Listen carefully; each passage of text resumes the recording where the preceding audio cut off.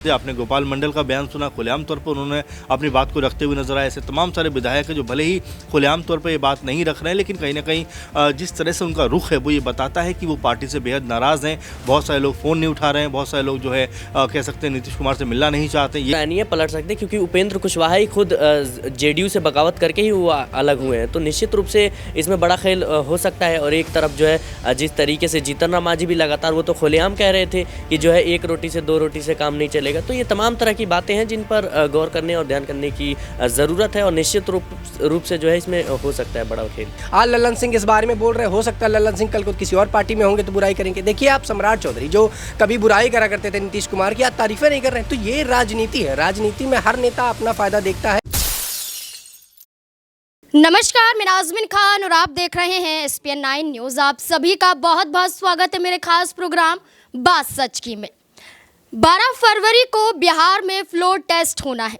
2 दिन का समय बाकी है, लेकिन तेजस्वी यादव नीतीश कुमार का खेल बिगाड़ते हुए नजर आ रहे हैं, क्योंकि तेजस्वी यादव ने भी अपने विधायकों को पटना शिफ्ट कर दिया है। पटना पहुंचाते हुए तेजस्वी यादव ने कहा है कि आप यहां से कहीं नहीं जाएंगे।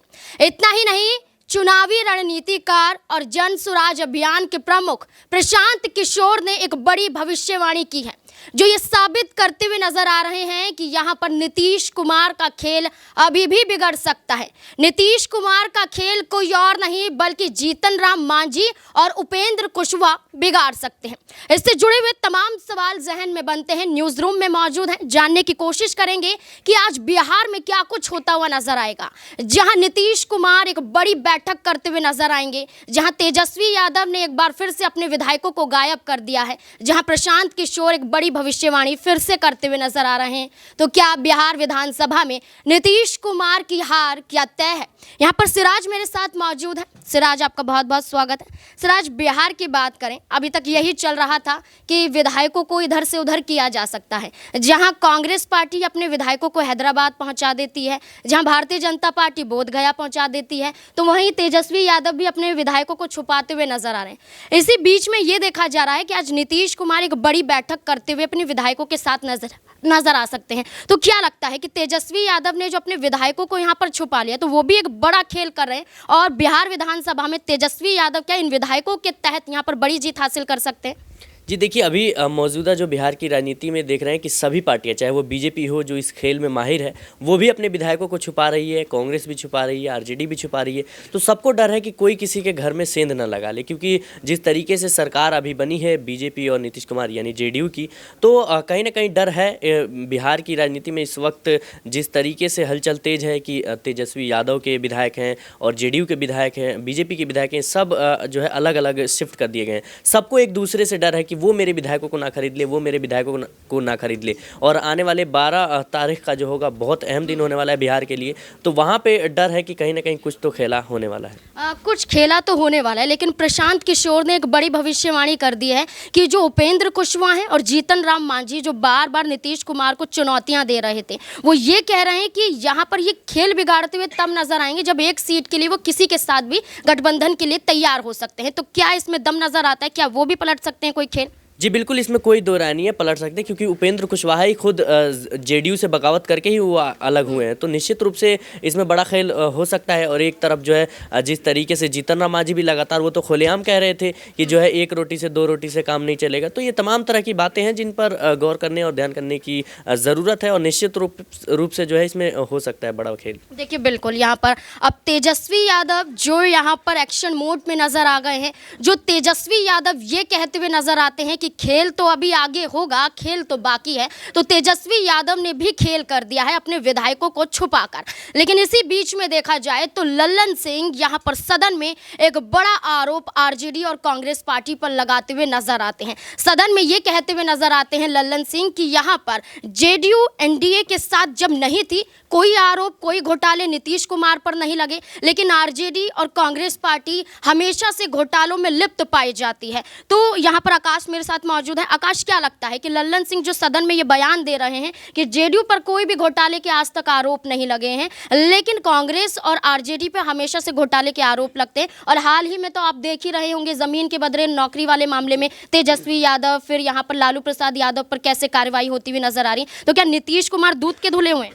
बिल्कुल ऐसा नहीं है। देखिए, अब चुनाव का माहौल है और चुनाव के माहौल में नेताओं का ये बोलना लाजमी है। अपनी पार्टी को बचाने के लिए, अपनी छवि बेहतर करने के लिए दूसरों पर कीचड़ उछालना लाजमी है, और चुनाव के वक्त ऐसा होता है। लल्लन सिंह जो इस बात का दावा कर रहे हैं कि हमारी पार्टी कभी घोटालों में नहीं फंसी, अभी नहीं फंसी, घोटाले उजागर नहीं हुए। मुझे लगता है आने वाले वक्त पर अगर कांग्रेस शासन करेगी या दूसरी पार्टी शासन करेगी तो इनके भी घोटाले उजागर होंगे। इससे पहले जब कांग्रेस सत्ता में थी तो कांग्रेस के घोटाले नहीं आते थे, आते भी थे तो छुप जाते थे, लेकिन आज जब वो सत्ता में नहीं है तो एक एक करके घोटाले सामने आते हैं, विपक्ष के नेता लगातार जेल जाते हैं, ईडी की कार्रवाई होती है। तो मुझे ऐसा लगता है कि चुनाव के वक्त ऐसा बोलना लाजमी है। सब नेताओं का अपना अपना एजेंडा होता है, अपना अपना बयान होता है। आज लल्लन सिंह इस बारे में बोल रहे हैं, हो सकता है लल्लन सिंह कल को किसी और पार्टी में होंगे तो बुराई करेंगे। देखिए, आप सम्राट चौधरी जो कभी बुराई करा करते थे नीतीश कुमार की, आज तारीफें नहीं कर रहे हैं। तो ये राजनीति है। राजनीति में हर नेता अपना फायदा देखता है।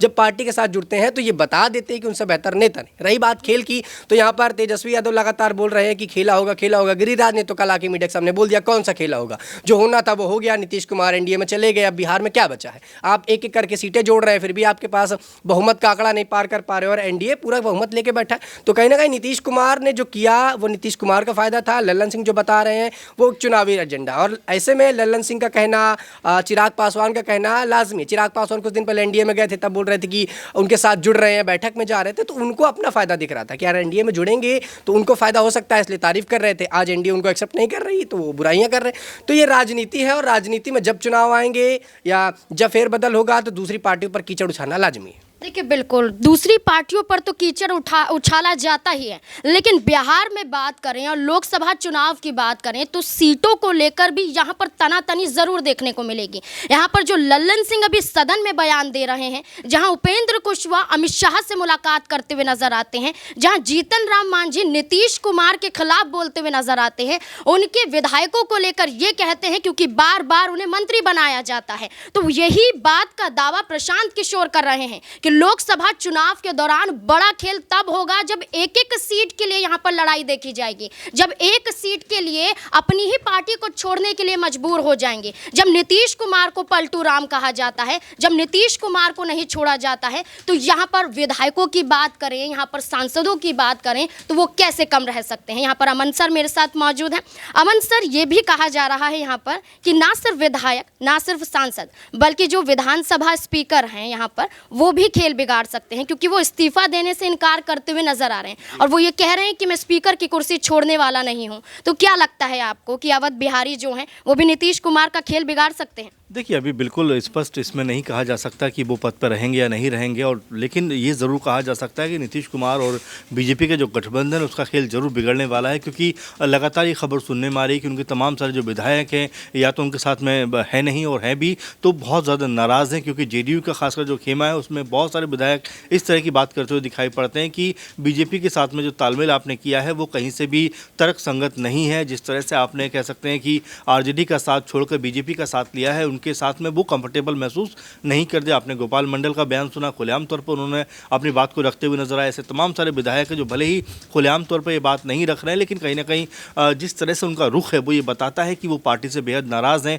बहुत सारे लोग फ़ोन नहीं उठा रहे हैं, बहुत सारे लोग जो है कह सकते हैं नीतीश कुमार से मिलना नहीं चाहते। यही हाल बीजेपी का भी है। लगातार कहा जा रहा है कि वो भी अपने विधायकों की टूट को लेकर परेशान है, इसीलिए उसने बोध गया अपने विधायकों को घूमने के लिए भेज दिया कि भाई आप जाओ, थोड़ा सैर सपाटा करो, और इस तरह की चीज़ों को जो है टूट होने की संभावना उसको अंकुश लगाया जा सके, क्योंकि अब तक बीजेपी तमाम दलों को तोड़ती रही है। ऐसे में अब उसके ऊपर ये कुछ होता हुआ जो नज़र आ रहा है कि क्या उसकी पार्टी भी टूट सकती है। और साथ में जिस तरह से स्पीकर अवध बिहारी जी जो है उनको लेकर लगातार बात आ रही है कि वो भी कोई बड़ा एक्शन कर सकते हैं, बड़ा खेल इसमें कर सकते हैं। तो कई तरह से जो बीजेपी और नीतीश गठबंधन है वो घिरा हुआ सब नज़र आता है, और ऐसे में उनके साथ में प्रॉब्लम ये है कि क्या जो उनका कुनबा है उनके साथ में वो नज़र आएगा, क्योंकि अगर जिस तरह फ्लोर टेस्ट वाले दिन यानी कि 2 दिन के एक दिन के बाद फ्लोर टेस्ट है और उसमें अगर उनका कुनबा उनके साथ नहीं रहा तो जो सरकार है धराशायी होकर गिर पड़ेगी। और साथ में ये भी कहा जाएगा कि भाई बीजेपी और जेडीयू ने बड़े उत्साह के साथ में सरकार बनाई थी, लेकिन वो उत्साह ज़्यादा दिन तक टिक नहीं सका और सरकार को गिरना पड़ा। क्या है आपकी राय? कमेंट बॉक्स में ज़रूर बताएं। देखते रहें SPN9 न्यूज़। धन्यवाद।